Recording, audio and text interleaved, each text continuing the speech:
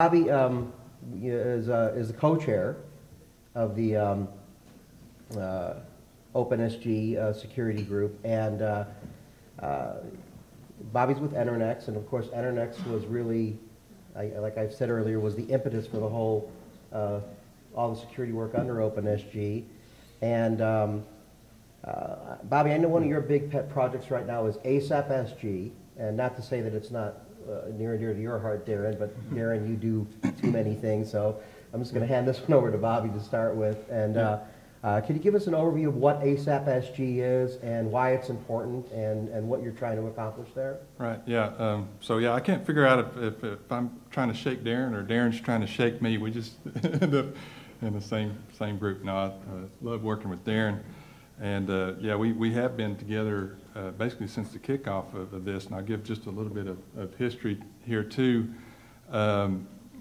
Soon after we kind of started up the AMI Task Force and the UCA International Users Group, it was a volunteer effort.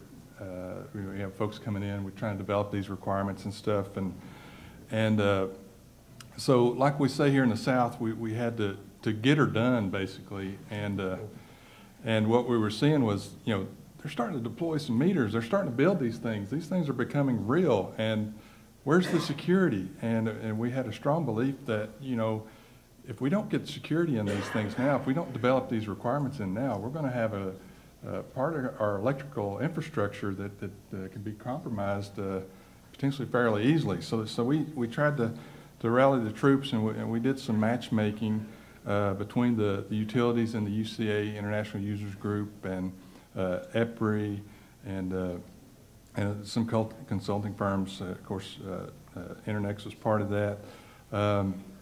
And also DOE came into play, and they said, you know, this is our concern too. We'll go in and we're willing to match basically dollar for dollar on this effort, basically split the cost with the utilities to get this work done. So tremendous benefit from that perspective, you know, but, you know, and so then comes the dollar for dollar part, you know, so now we got to get the utilities to step up and the folks on that side to contribute, and you know, DOE says they're more than welcome to help out.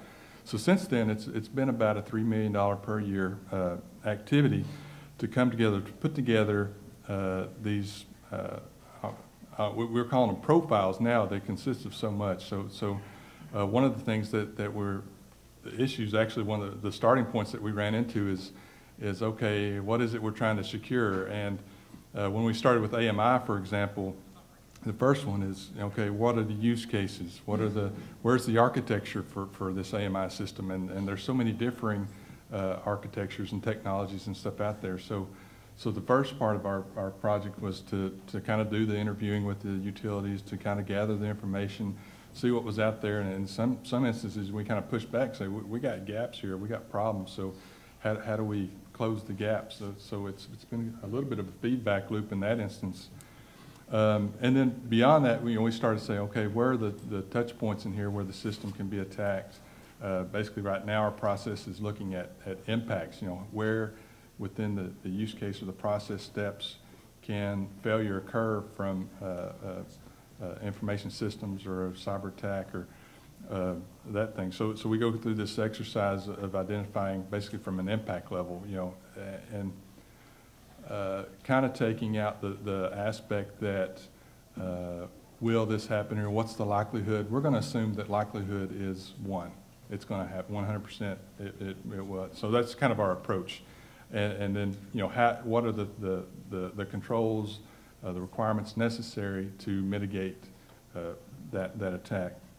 So we've developed this series of, first we developed this blueprint, which is basically our methodology behind, you know, how we approach these problems. And then we continue to update that as we go through each of these profiles that we've developed. We started with the AMI security profile. We did the next one on third-party energy data access. Basically third parties that have to share your energy access information. How do you secure that, and the steps that go in with that. The next one we looked at was distribution management, which includes, you know, distribution automation and a little bit extended scope of that. And then the current one that we're working on is Synchrophaser, including what we're calling also WAMPAC, Wide Area Situational Awareness Monitoring and Control. And Synchrophasers happen to be the big technology right now that leverages that idea of wide area situational awareness, being able to monitor those devices, being able to instantiate some sort of control on the system, and feed that back in the system. So, so a lot of this work has been done, but you say why? Why ASAP or why this?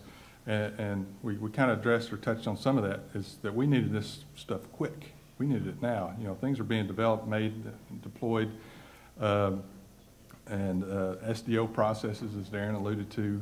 I mean, those things, they take years, and we needed that information put out there now. The other thing is that it's low level, versus having something out there. We got the NIST. That's a good starting point. We've actually fed into the NIST effort that came about, and we said, we're going to support the NIST. It came a little bit later. The CSWG, we're also feeding our information into the PAPs. PAPs are looking for, we understand some of this stuff about, what we're going to do with, say, Wi-Fi, for example, but what are the security aspects we need to take into consideration? We understand what we're going to kind of do here. We're trying to work through what we're going to do with third-party data, energy access information, but we need to understand the security implications behind, our different architectures or our different things that we're trying to consider here. So we're feeding those groups also, those PAPs, and including the work within the CSWG. So a lot going on there, and PAP, by the way, is Priority Action Plan, for those of you that don't know what that means. Yeah, sorry for the acronym soup and not defining my terms. You get saturated. That's the other thing. You can kind of get saturated in this world, and you start speaking this language. CSWG is Cybersecurity Working Group. Yeah. So that's a bit of a high-level overview. And the other thing is that we're offering this back into the community. We're very appreciative of the utilities that are stepping up, getting involved with this. We definitely need more support from utilities as we move forward in this effort.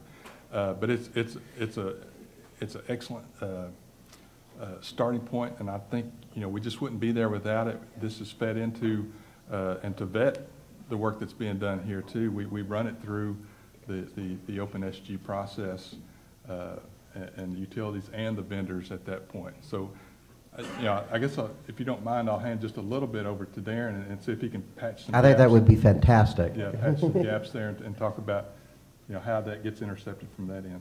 Sure. So yeah, so you've actually heard both of us talk about security profiles at this point, and if it was me out in the audience sitting there cold without any background, I might be doing a little bit of the, hey, wait a minute. Where do the wires? Yeah. Darren's very graphical, so I'm sure he's. Where's that graph? Where's that chart? But no, to make it try to make the distinction and the flow here as clear as possible.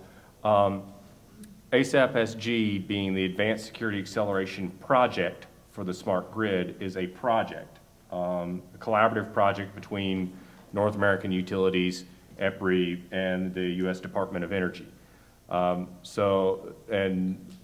Whereas we started off talking about the UCA International Users Group, OpenSG as part of the UCA, SG Security as the security focus within OpenSG.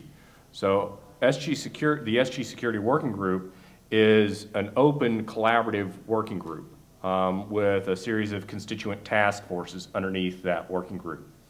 ASAP SG, being a collaborative project, believe it or not, doesn't have any hard organizational link to SG Security. It was essentially a bunch of the folks in the SG Security Working Group that decided, okay, we needed to think outside the box in terms of how to get this stuff done.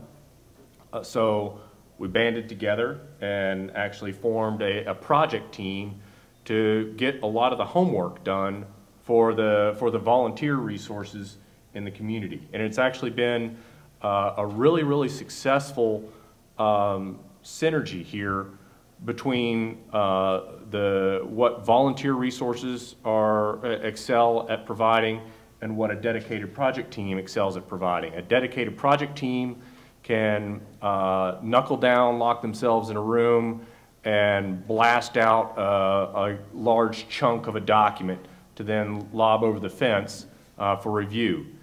How many of you in here have ever tried to do composition by committee? Does it work real well? In my experience, not so much. So that's where, that's where the strengths of a dedicated project team come into play to support the volunteer community. The ASAP-SG drafts security profiles, lobs them over the fence to the SG Security Working Group, who then brings to bear the expertise and insights of industry, specifically utilities, vendors, consultants, academia, government, all of this community, to look at these draft profiles and start, pardon me, beating the snot out of them and saying, okay, is this stuff worth the paper that it's written on? Are there good ideas in here? Does it hold together? How can it be improved? So after a security profile comes out of ASAP-SG, it goes into a review process in the SG Security Working Group. We actually have a task force specifically dedicated to that, the Usability Analysis Task Force, that takes in, which Daniel is also on that one, which takes in these security profiles, reviews them in light of the community perspective, says what needs to be done to them to make them viable from a community perspective, and then it goes through a ratification process with SG Security. And that's exactly what we did with the AMI security profile. ASAP-SG drafted it in about 4 months or so. The SG Security Working Group came along and did a review, revision, and ratification to 1.0 in 2 to 3 months. And then we decided, okay, we need to do some further work here, and came to a version 2.0 in the course of the next 5 months. You should define for them what ASAP-SG is, so they understand, because the acronym is important. Okay, ASAP-SG, Advanced Security Acceleration Project for the Smart Grid. Yeah. I think you said that, maybe not. Advanced Security Acceleration Project for the Smart Grid.